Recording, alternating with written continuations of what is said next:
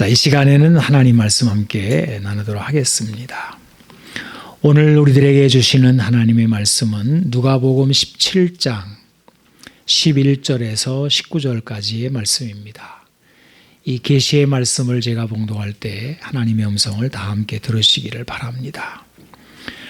예수께서 예루살렘으로 가실 때 사마리아와 갈릴리 사이로 지나가시다가 한 마을에 들어가시니 나병 환자 10명이 예수를 만나 멀리 서서 소리를 높여 이르되 예수 선생님이여 우리를 불쌍히 여기소서 하거늘 보시고 이르시되 가서 제사장들에게 너희 몸을 보이라 하셨더니 그들이 가다가 깨끗함을 받은지라.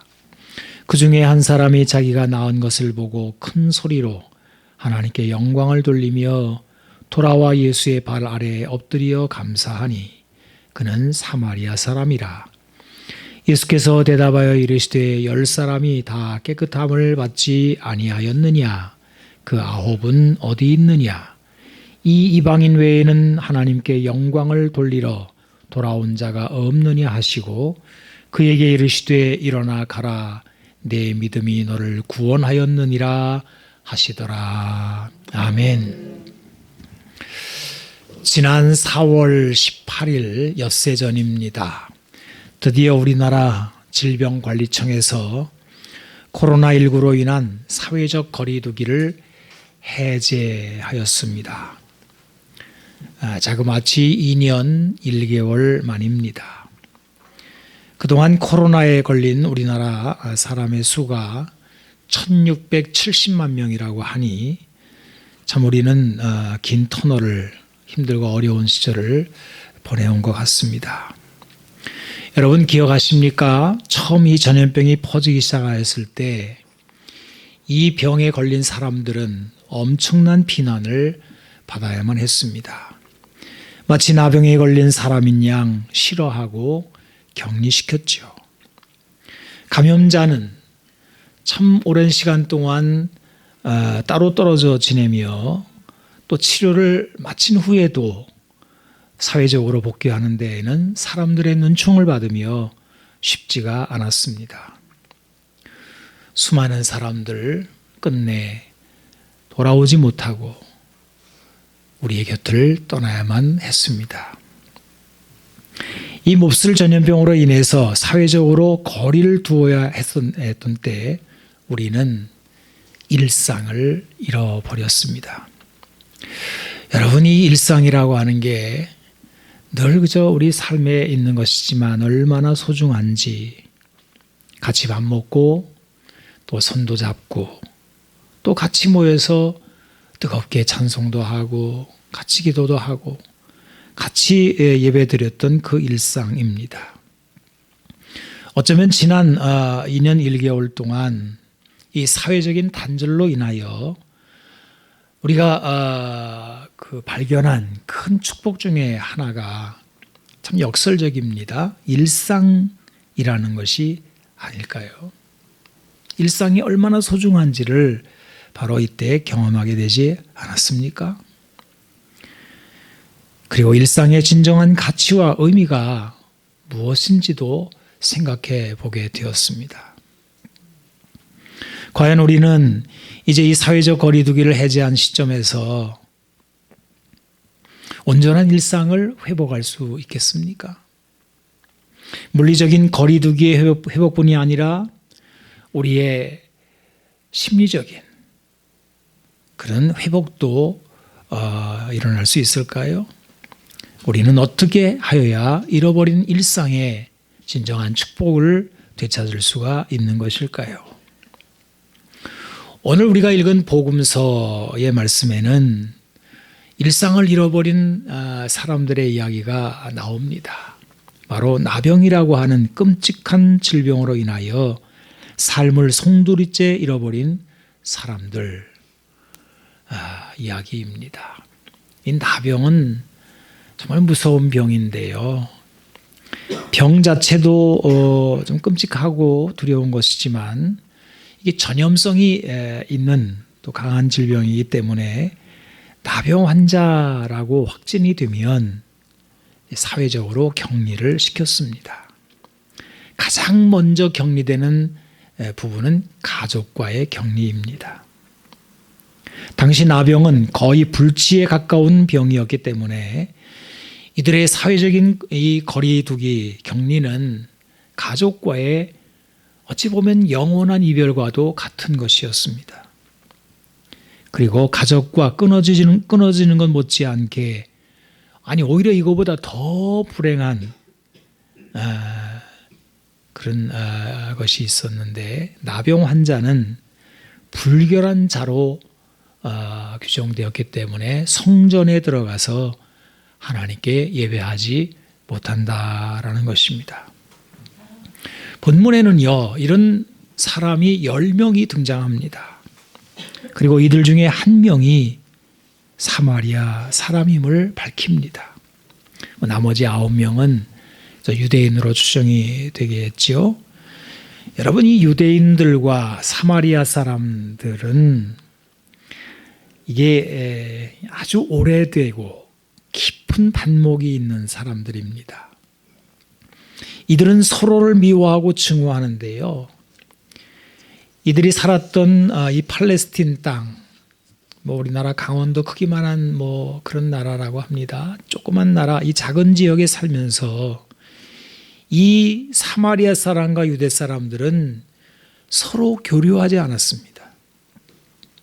유대인들은 이 사마리아 지역이 가운데쯤 있었는데, 갈릴리와 유대 그 사이에 있었죠.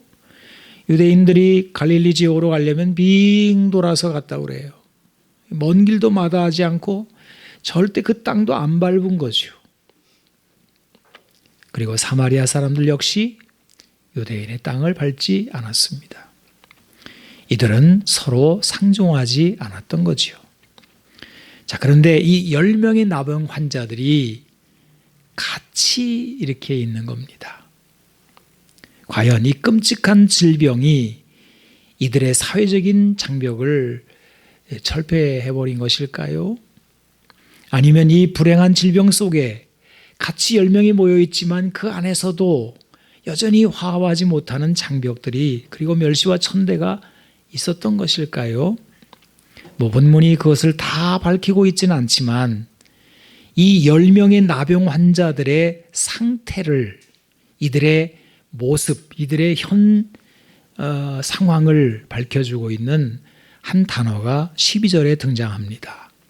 멀리 서서라는 단어입니다. 멀리 서서.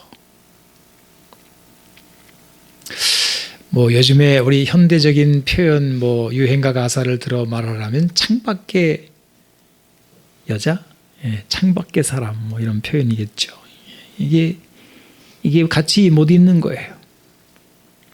이들은 멀리 서 있습니다. 이들이 원하는 곳으로 가까이 갈 수 없는 자들입니다. 가족에게도, 성전에도, 그리고 심지어는 예수님께로도 가까이 다가가지 못하고 저 멀리 떨어져서 큰 소리로 지금 예수님께 요청을 하고 있는 것입니다. 여러분, 오늘날 우리들의 식견으로 보자면 이들이 멀리 격리될 수밖에 없는 이유는 그저 한 가지죠. 나병 이 환자니까 나병균, 병균 때문일 겁니다. 나병은 전염병이기 때문입니다. 물론 이 이유는 예수님 당시에도 사람들이 잘 알고 있었습니다. 하지만 현대인들이 보지 못하는, 어쩌면 잃어버린 또 다른 중요한 이유가 있습니다. 그것은 정결에 관한 것입니다. 사람은 하나님의 형상을 따라 지음을 받았습니다. 이에 따라 사람은 거룩하신 하나님과 사귐을 가질 수 있는 존재입니다. 그런데 사람이 어떤 일로 부정하게 되면 이 사귐은 끊어지게 됩니다. 이것을 규정하고 있는 율법의 말씀이 레위기. 여러분, 레위기는 참 중요한 성경입니다.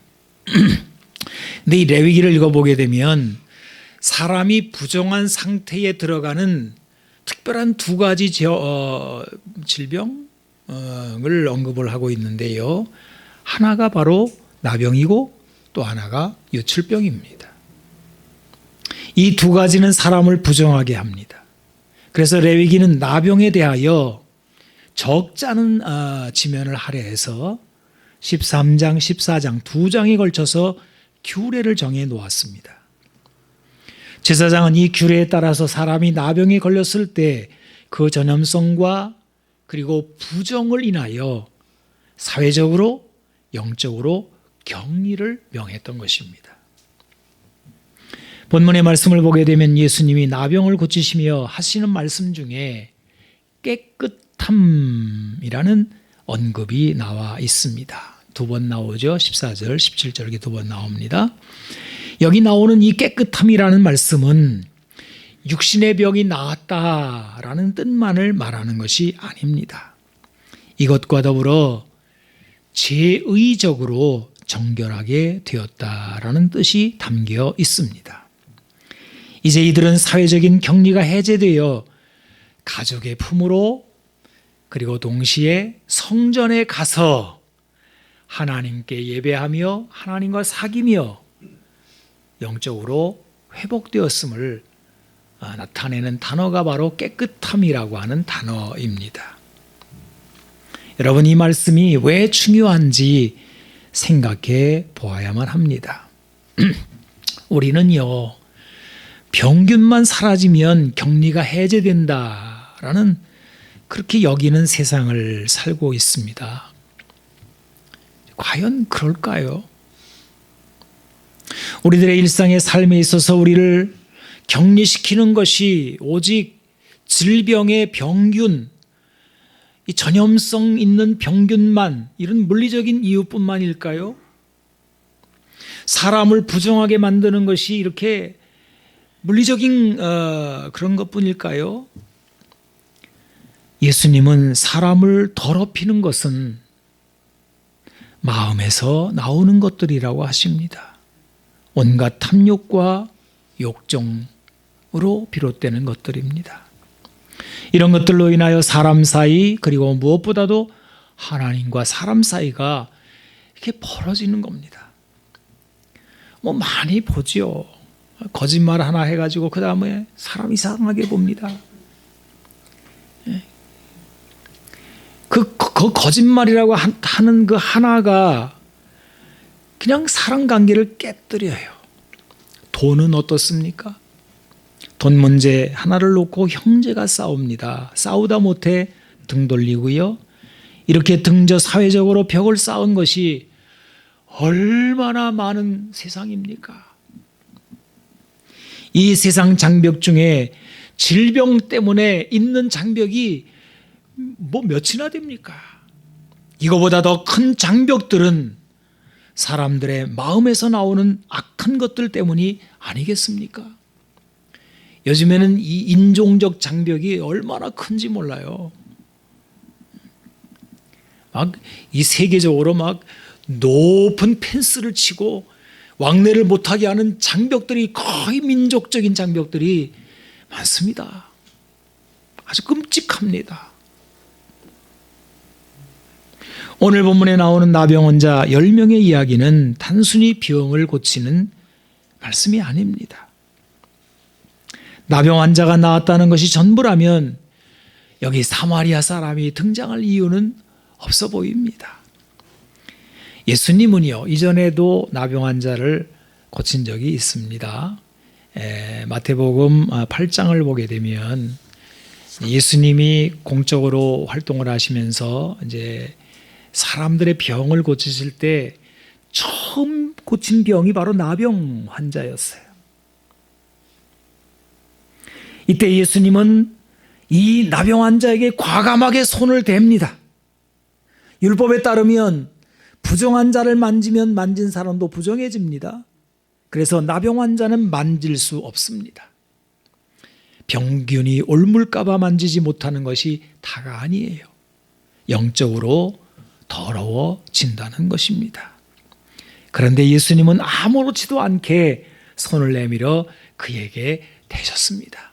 이게 예수님의 권세입니다. 나는 우리 예수 믿는 사람들한테도 이런 권세가 있다고 믿어요. 뭐 그렇게 무서워합니까? 뭘 그렇게 두려워합니까? 우리에게 권세가 있단 말이에요. 우리 안에 예수님의 권세가 있단 말이에요. 자, 그건 뭐 다른 말씀입니다. 어쨌든 예수님은 손을 내밀어 그에게 대셨어요. 히브리서에는 예수님의 보혈의 피가 부정한 것을 정하게 한다고 밝힙니다.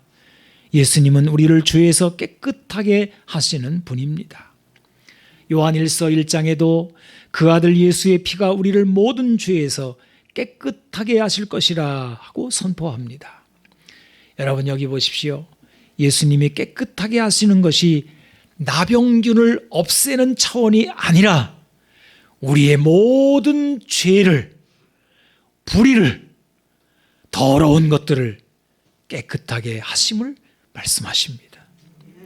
그는 미쁘시고 의로우사 우리를 모든 불의에서 깨끗하게 하실 것이라고 요한일서는 선포하고 있습니다. 자, 다시 한번 여러분 오늘 예수님이 이 10명의 나병 환자들에게 하신 말씀을 좀 보십시오. 14절 한번 여러분 보세요. 이르시되 가서 제사장들에게 너희 몸을 보이라 하셨더니 그들이 가다가 깨끗함을 받은지라. 만약에 본문이 병자 고치는 이야기가 전부라면 이 14절에서 이야기는 끝이 나야 할 것입니다. 그런데 바로 이어지는 15절, 16절을 보게 되면 그 중에 한 사람이 자기가 낳은 것을 보고 큰 소리로 하나님께 영광을 돌리며 돌아와 예수 발 앞에 엎드려 감사하니 그는 사마리아 사람이라 하고 이야기가 이어지고 있습니다. 그리고 예수님은 아홉은 어디 있느냐라고 묻습니다. 도대체 이 9명과 사마리아 사람의 차이는 무엇일까요? 9명은 육신의 치료에 머문 사람들입니다. 이들은 사회적인 격리만 해제된 사람일 뿐입니다. 그러나 사마리아 사람은 육신의 병뿐만이 아니라 영적인 병도 치유함을 받았습니다. 그는 사회적인 격리만 해제된 것이 아닙니다. 하나님과의 격리도 해제되었습니다. 이제는 마음껏 가서 하나님께 예배할 수 있게 되었단 말이에요. 하나님과의 관계 회복입니다. 이것을 본문에는 하나님께 영광을 돌리며 돌아왔다라고 말씀을 합니다. 여러분 17절, 18절을 다시 제가 읽어보겠습니다. 예수께서 대답하여 이르시되 10사람이 다 깨끗함을 받지 아니하였느냐? 그 9은 어디 있느냐? 이 이방인 외에는 하나님께 영광을 돌리러 돌아온 자가 없느냐 하시고. 여러분 여기 나온 대로 사마리아 사람은 그냥 이방인, 사실은 이방인은 아니죠. 혼혈인데요. 유대인 피가 좀 있기도 하고 이스라엘 피가 좀 있기도 하고 또 이제 이방 사람들의 피가 있는 그런 혼혈로 오랫동안 내려온 사람들인데 이방인으로 부르고 있습니다. 근데 예수님은 순수 유대인입니다. 그리고 이제 사회적인 장벽으로는 이 둘은 상종을 안 하는 거예요. 여기 사마리아와 유대인의 장벽이 무너지고 있는 것입니다. 사마리아 사람의 유대인에 대한 오랜 편견과 적개심이 눈 녹듯이 다 녹아내립니다. 이것이 영적으로 회복된 사람의 모습입니다. 9명은 여기까지 가지 못했다는 거예요. 이 9명은 나병에서는 노임을 받았습니다. 가족에 돌아갔겠지요. 자기 마을에는 돌아갔겠지요. 그러나 자신의 마음에서 나오는 모든 부정한 것들을 해결하지 못해요. 계속해서 육신은 그렇게 깨끗하게 되었을지라도 계속해서 그들은 그 마음에서 나오는 적개심, 또 증오, 편견 이런 것들로 인하여 그들의 삶에는 계속해서 장벽을 쌓아가고 살아가게 되었을 것입니다. 그들은 그냥 몸만 고쳤습니다. 감사도 없습니다. 하나님께 영광을 돌리지도 않습니다. 그들이 회복한 것은 그저 몸뚱아리뿐입니다. 사랑하는 성도 여러분, 우리가 이제 이 사회적인 격리가 해제된 이때에 우리는 회복되었다고 참 좋아합니다. 거리에 사람들이 쏟아져 나오고요. 이제 밤늦게 술을 마시고 나이트클럽에 가도 누가 뭘 하겠습니까?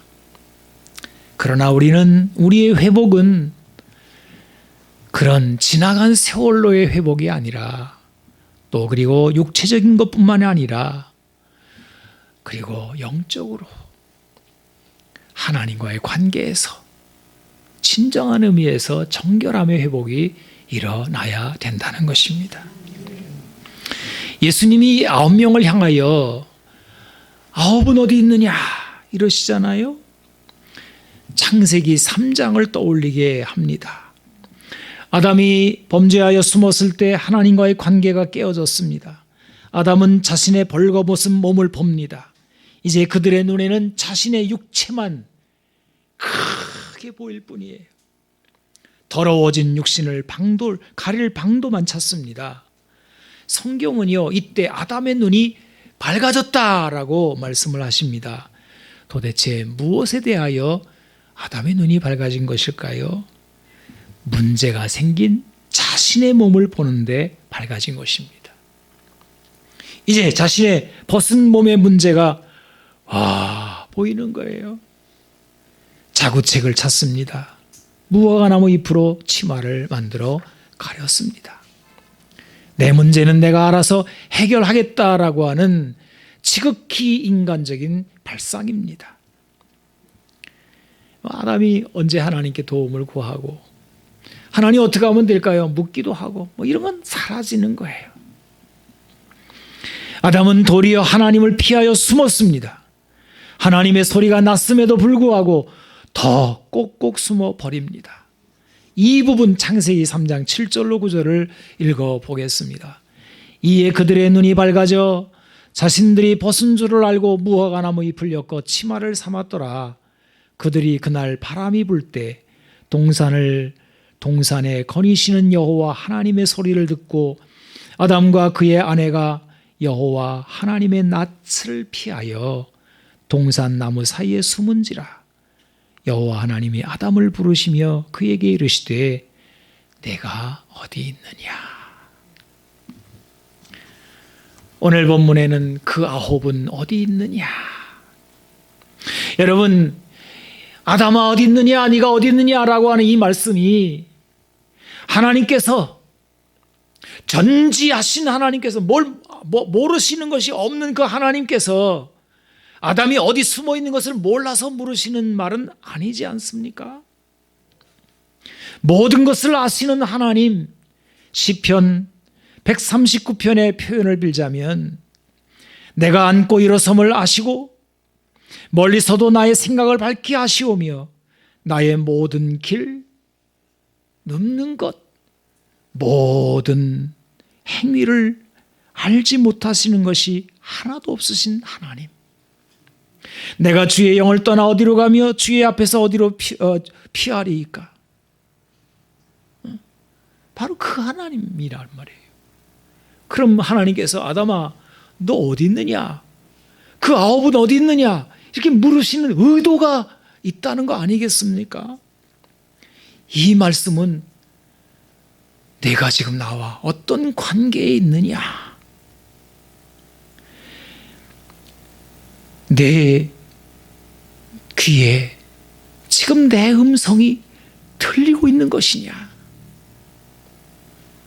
나를 피해서 내 스스로 내 인생 살다가 어떻게 하겠다는 것이냐? 라고 묻는 것 아니겠습니까? 요한복음 10장 27절에서 예수님은 이렇게 말씀하십니다. 내 양은 내 음성을 들으며 나는 그들을 알며 그들은 나를 따르느니라. 참으로 소중한 말씀입니다. 내 양은 내 음성을 듣는다. 아담아 네가 어디 있느냐? 그 9은 어디 있느냐? 같은 맥락의 말씀으로 보입니다.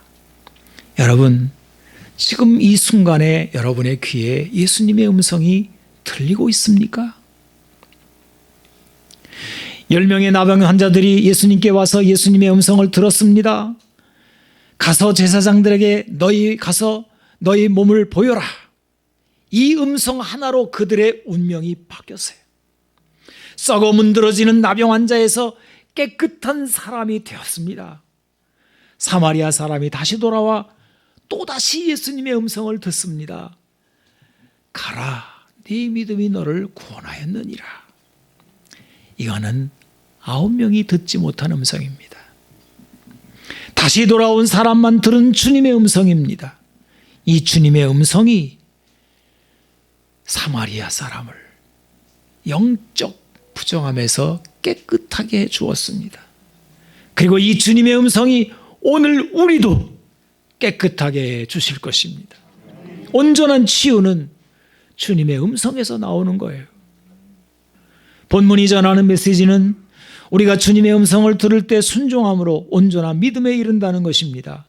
그리하여 맨 끝에다 내 믿음이 너를 구원하였느니라 라고 말씀이 맞춰지는 거예요.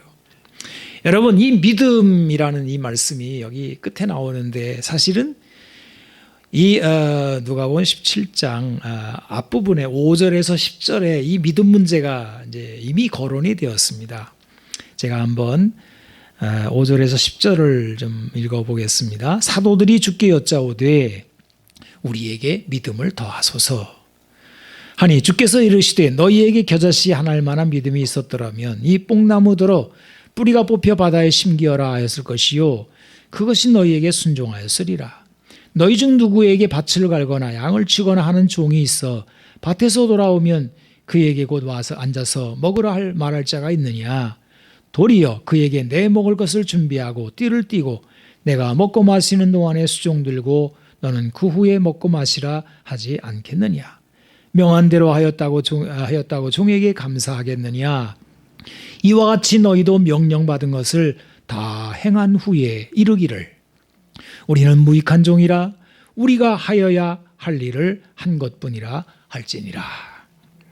자, 여기 보면 이제 예수님의 제자들 그 사도들이 웬일인지 우리에게 믿음 좀 더해 주세요.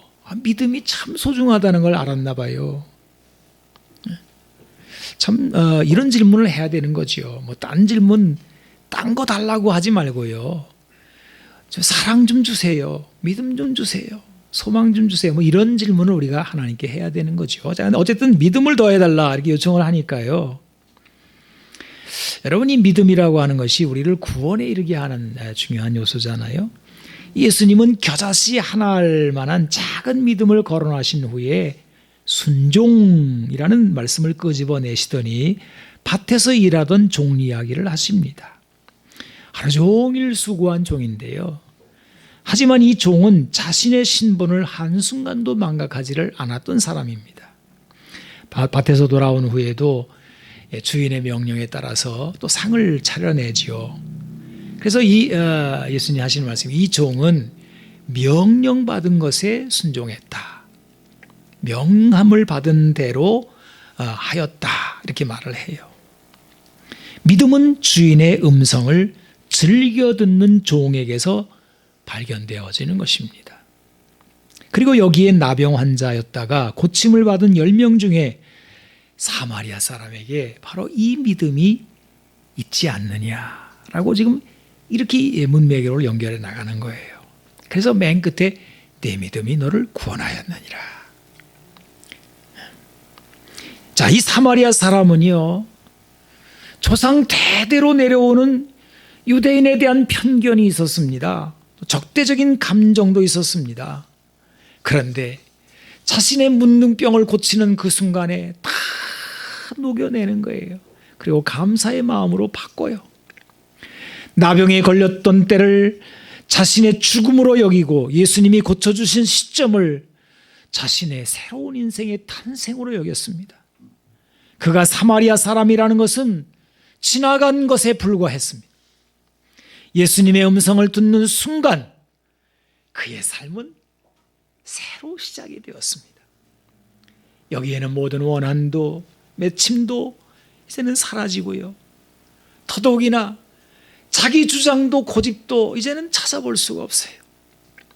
그는 구원받은 사람이 된 것입니다.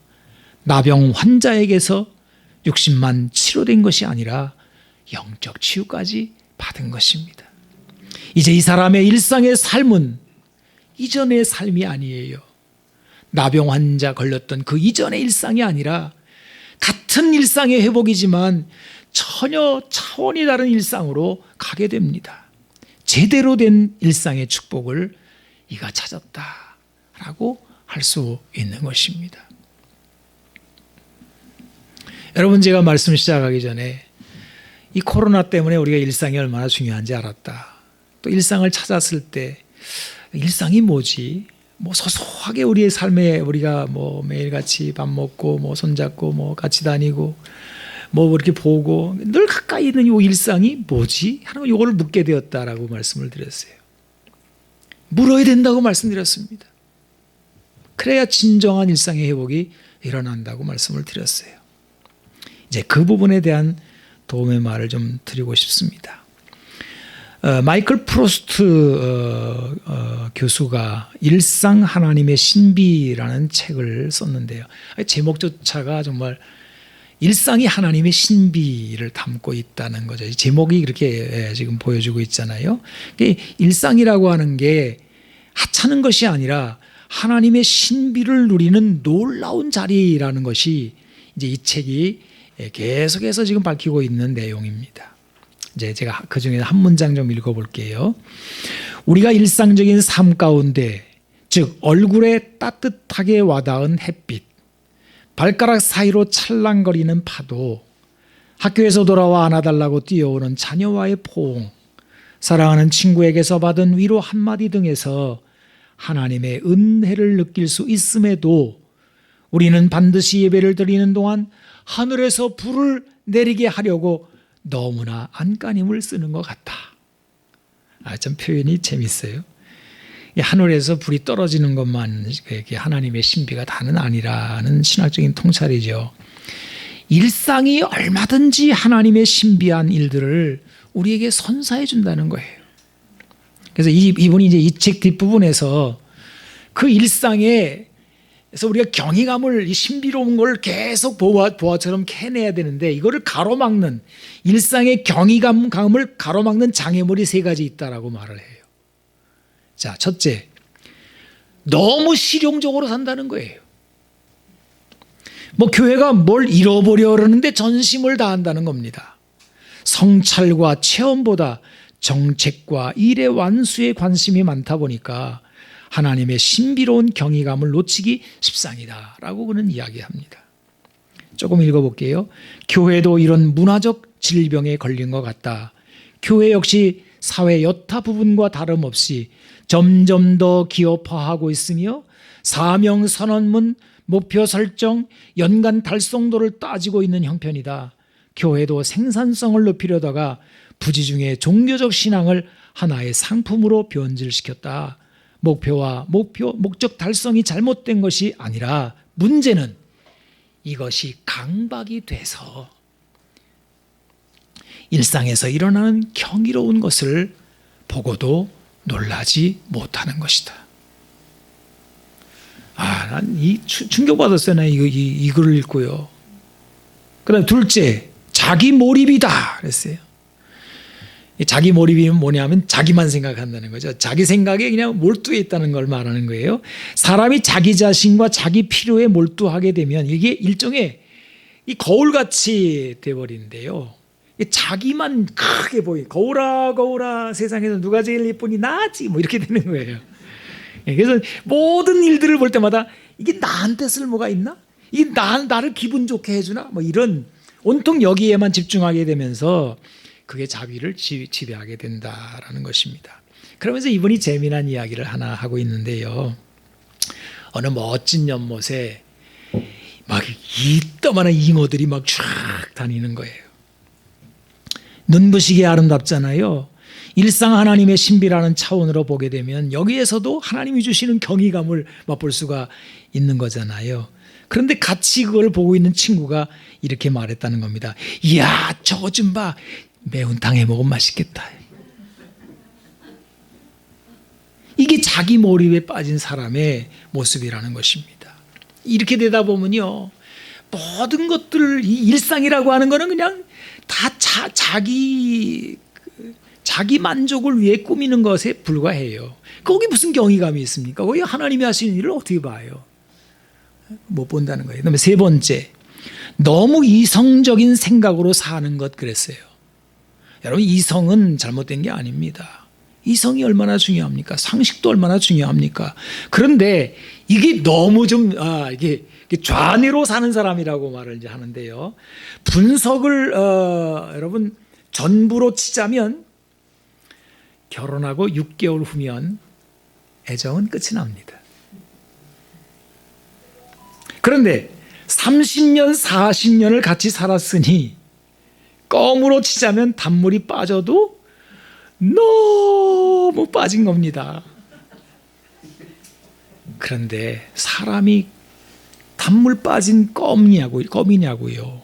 사람의 존재가요. 하나님 형상이죠. 하나님이 얼마나 깊으신 분입니까? 사람의 속이 얼마나 깊습니까? 수십 년을 살아도 당신한테 이런 면이 있어서 아유 놀랍네. 또 발견하고 또 발견할 수 있는 게 얼마든지 있는 거거든요. 우리는 그 신비를 다 모릅니다. 죄송합니다만은 여기 설교를 듣는 것도요, 단순한 잣대로 생각하고 사는 사람은 들을 게 별로 없어요. 저하고 20년을 같이 지냈는데 그 말씀이 그 말씀이고 뭐 별다를 게 있겠습니까? 그런데 경이감을 갖고 들으면 이 익숙한 자리, 익숙한 설교자의 메시지가 신비에 쌓인 생소한 경험으로 우리를 초대한다라고 하는 것입니다. 자, 이것이 마이클 프로스트 교수가 일상 하나님의 신비에서 이제 밝히고 있는 내용인데요.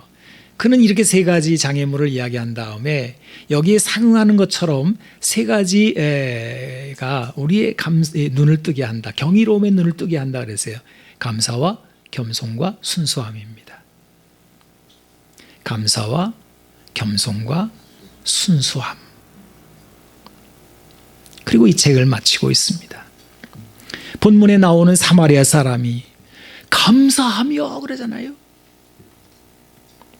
그는 자기가 낳은 것을 보고 큰 소리로 하나님께 영광을 돌리며 돌아와 예수의 발 아래 엎드려 감사했다라고 성경이 밝히고 있습니다.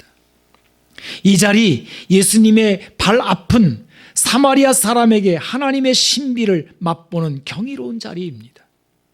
이 사람의 감사와 겸손과 순수함이 그에게 경이로움의 일상을 열어주었습니다. 자, 여러분, 이제 말씀을 정리해 보겠습니다. 오늘 우리는 질병으로 인한 대사회적인 격리가 해제되는 아주 기쁜 소식 앞에 있게 되었습니다. 하지만 이런 것도 아무것도 아닌 것처럼 그냥 되어버릴 수도 있어요. 다시 옛죄의 자리로 돌아가 버릴 수 있는 것입니다. 그래서 우리에게는 육신의 질병의 문제를 해결하는 것뿐만이 아니라 진정으로 영적인 회복이 일어나야 한다는 것입니다. 그리고 이 회복은 어떻게 일어난다고요? 예수님의 음성 앞에서 일어난다고요. 여러분, 주님의 음성을 들으십시오. 예수님이 이 10명의 환자들에게 뭐라고 말씀하셨습니까? 가서 제사장에게 너의 몸을 보여라 그래요. 제사장은 어디에 있는 사람입니까? 성전에 있는 사람입니다. 그래서 가서 너희 몸을 제사장에게 보여라 라고 하는 말은 성전으로 가라. 집부터 가지 말고 성전부터 가라 이 얘기지요. 하나님 앞에 서라는 말씀입니다. 그리고 성경 어디를 열어봐도요, 하나님은 우리 몸을 원하시더라고요. 하나님 마음은 가 있습니다. 웃기는 소리 하지 말라고요. 제가 아주 오래전에 청년회의를 열심히 했습니다. 그때 이제 청년회장 하시는 분을 참 제가 존경하고 전 서기를 많이 했는데 그냥 뭐 매주일 모여서 그냥 뭐 같이 밥 먹고 뭐 철야도 한 번씩 하고 그러시니 얼마나 형제보다 더 정이 들었어요. 참 좋아하고 뭐 존경하고 그랬습니다. 아니 이분이 딱 군대를 갔네. 3년 동안 안 보니까 멀어지더라고요.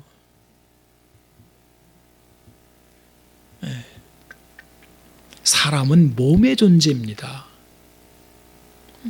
이 몸을 보여라 하는 거는 그냥 넘어갈 말씀이 아닙니다.